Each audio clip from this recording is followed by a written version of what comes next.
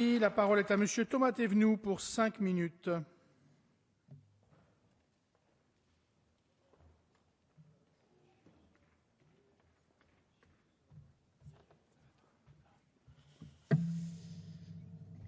Monsieur le Président, Madame la Ministre, Madame la Présidente, Monsieur le Président, Mesdames les rapporteurs, Mesdames, Messieurs, chers collègues, la question que nous abordons ce soir est évidemment au cœur des préoccupations de nos concitoyens. Chaque jour, dans nos circonscriptions, nous sommes interrogés, parlementaires de tous bords, sur la question des échanges internationaux. La France est une grande nation exportatrice. Pour autant, son commerce extérieur s'est fortement dégradé dans les 10 dernières années. Il y a 10 ans, la balance commerciale était positive. Elle est largement déficitaire aujourd'hui.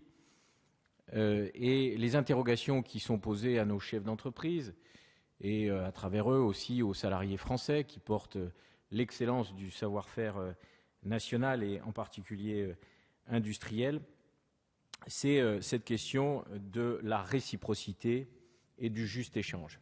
C'est une notion qui est issue d'un certain nombre de réflexions d'économistes, de politiques français et qui a été portée par le président de la République, François Hollande, qui en a fait un de ses axes de campagne.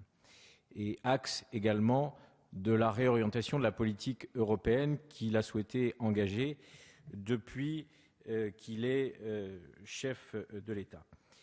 Ce que nous souhaitons, c'est donc la réciprocité, le juste échange. C'est aussi, et je veux insister sur ce point, soutenir le savoir-faire français, le Made in France, la marque France, Madame la Ministre. Vous avez avec un certain nombre de vos collègues, lancé, je crois, il y a quelques jours, une opération autour de la marque France. Je veux insister là-dessus parce que c'est aussi un moyen de réaffirmer notre confiance dans nos capacités exportatrices.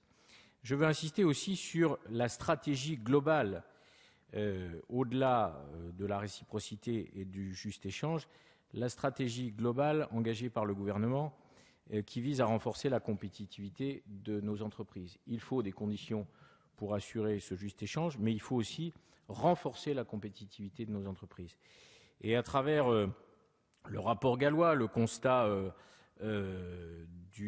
qu'a fait Louis Gallois dans son rapport présenté à la fin de l'année dernière, et à travers les décisions courageuses qui ont été prises immédiatement par le gouvernement et par le Premier ministre, le pacte de compétitivité, à travers le crédit d'impôt compétitivité emploi, à travers la création de la Banque publique d'investissement, à travers le soutien à un certain nombre de filières, le soutien à un certain nombre d'entreprises intermédiaires, à travers le maintien et le renforcement du crédit d'impôt recherche. C'est aussi toute une dynamique de compétitivité pour nos entreprises.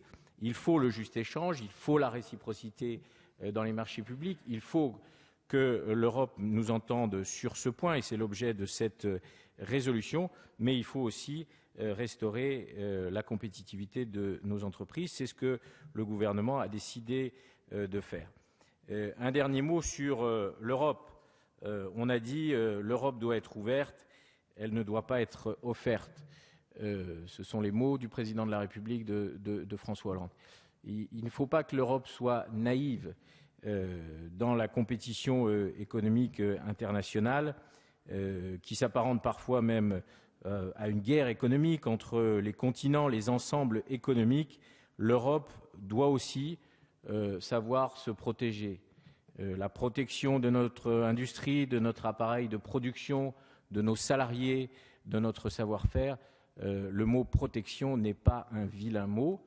À nous de montrer qu'on peut savoir se protéger, savoir se défendre, mais aussi savoir innover, savoir investir, savoir créer, savoir défricher des nouveaux marchés et exporter plus, exporter mieux.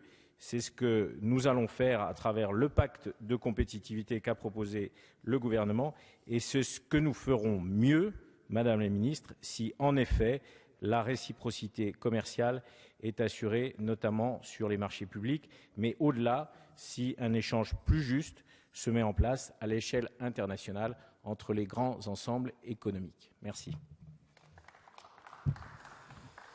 Merci. La discussion générale est close.